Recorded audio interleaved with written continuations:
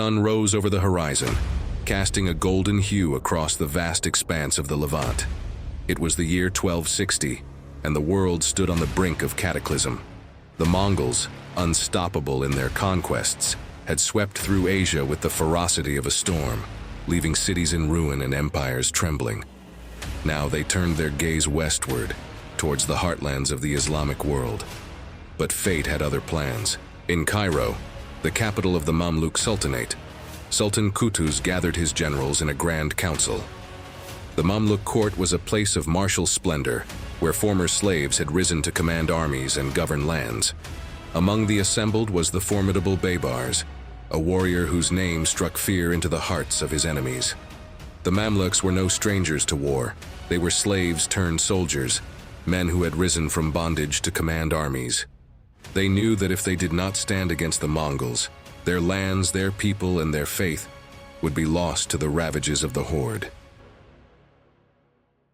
Qutuz addressed his men, his voice steady and resolute. The Mongols are a tide of destruction, but they are not invincible. We have the strength of our arms, the righteousness of our cause, and the will of Allah. We will meet them in battle, and we will show them that the Mamluks do not bow to any foe. The Mamluk army, disciplined and determined, marched northward. The Mamluks were renowned for their mastery of both cavalry and archery. They wielded composite bows with deadly accuracy, and their cavalrymen were armed with lances, swords, and maces. Their armor was a mix of chainmail and lamellar, providing a balance of protection and mobility. They knew that the Mongols had never faced a force like theirs, a force driven not by conquest, but by survival and faith. Along the way, they sent scouts to gather intelligence and forged alliances with local tribes, who shared their fear of the Mongol advance. The two armies met at Ain Jalut, a narrow plain in the Jezreel Valley. The Mongol commander, Kitbuka, a veteran of countless battles, led a formidable force, confident in their inevitable victory. The Mongols were fierce horsemen, their cavalry archers able to shoot with deadly precision while riding at full gallop. They wore armor made from hardened leather and iron, and their weaponry included composite bows, curved swords, and fearsome axes. They were a force to be reckoned with, seemingly unstoppable. As dawn broke on the day of battle, Qutuz rode along the lines of his army, his presence a beacon of hope. Today, we fight not just for ourselves, but for all who look to us for protection. The Mongols believe they are unstoppable, but we will show them the strength of our resolve. The battle began with the Mongols charging across the plain, their cavalry swift and deadly. The Mamluks, however, were ready. They had prepared a strategic retreat, luring the Mongols into a trap. As the Mongol vanguard pursued the seemingly retreating Mamluks, they were ambushed by hidden forces on either flank.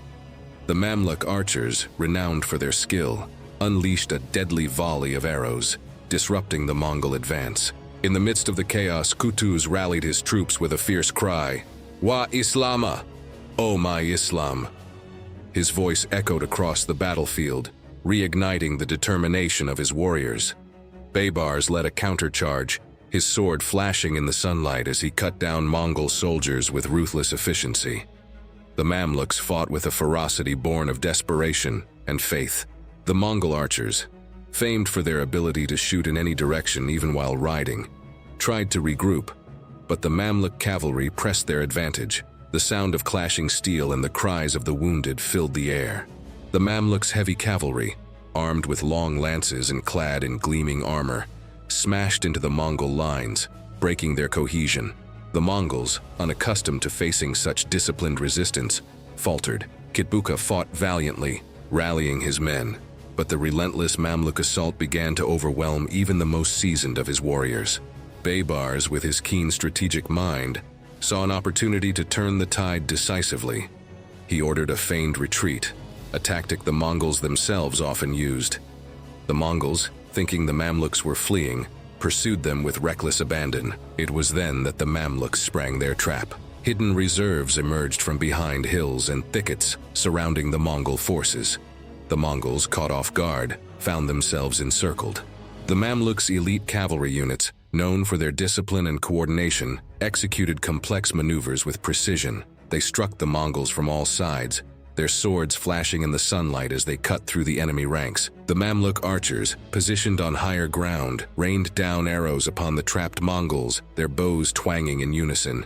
Kitbuka, realizing the dire situation, rallied his remaining forces for a desperate stand. He fought with the ferocity of a cornered beast, his curved sword cleaving through Mamluk soldiers. But the Mamluk's superior numbers and tactics began to take their toll. One by one, the Mongol warriors fell, their invincibility shattered. As the sun set, the battlefield lay strewn with the fallen. The Mamluks had achieved the unthinkable. They had defeated the Mongols. Kitbuka was captured and brought before Kutuz. The proud Mongol commander stood defiant, even in chains. Kutuz, recognizing the significance of this moment, ordered Kitbuka's execution, sending a clear message to the world. The Mongol superpower is no more. The victory at Ain Jalut became a turning point in history, marking the first major defeat of the Mongol Empire and a triumph for the Mamluk Sultanate. The Mamluks returned to Cairo as heroes, their victory celebrated across the Islamic world. Sultan Kutuz, though assassinated shortly after the battle, had ensured the survival of his people and his faith. Baybars ascended to the throne, continuing to defend and expand the Mamluk Empire. The legend of Ain Jalut endured through the ages, a testament to the courage and resilience of the Mamluks. They had faced the mightiest empire of their time and emerged victorious, proving that even in the darkest of times, faith and determination could turn the tide of history. In the aftermath of the battle, the Mamluks strengthened their defenses. Aware that the Mongols might attempt to retaliate, they fortified key cities and constructed new fortifications, ensuring that their lands would be protected against any future incursions. Baybars, now Sultan, reorganized the army, incorporating lessons learned from the battle. He emphasized the importance of flexibility and adaptability in warfare, traits that had been crucial in their victory at Ain Jalut. Under Baybar's leadership, the Mamluk Sultanate entered a period of renewal and expansion. He launched campaigns against the Crusader states, recapturing territories that had been lost and fortifying the Sultanate's borders. His reign was marked by a series of military and diplomatic successes, solidifying the Mamluks' position as the dominant power in the region.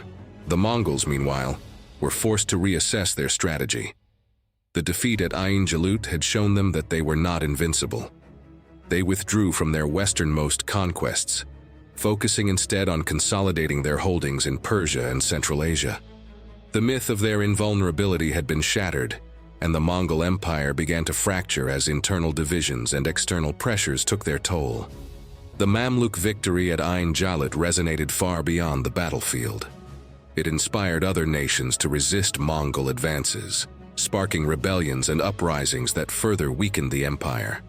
The Mongols, who had once seemed unstoppable, found themselves increasingly on the defensive. The legacy of Ain Jalut was not only a military victory, but also a cultural and spiritual triumph. The Mamluks, former slaves who had risen to power through their own strength and determination, became symbols of hope and resilience. Their story was told and retold across the Islamic world, a reminder that even the mightiest empires could be brought low by the will of the people and the grace of Allah. Generations later, the tale of the Mamluks' victory at Ain Jalut continued to inspire. Poets and historians chronicled the epic battle, celebrating the courage and ingenuity of Kutuz, Baybars, and their warriors. The battlefield itself became a place of pilgrimage, where people came to honor the memory of those who had fought and died for their faith and their homeland. The Mamluks' triumph at Ain Jalut stands as one of the great epics of history, a story of courage, determination, and the enduring power of faith. In the face of overwhelming odds, they had not only survived but had emerged victorious, forever altering the course of history and proving that even in the darkest times, the light of hope and righteousness could shine through.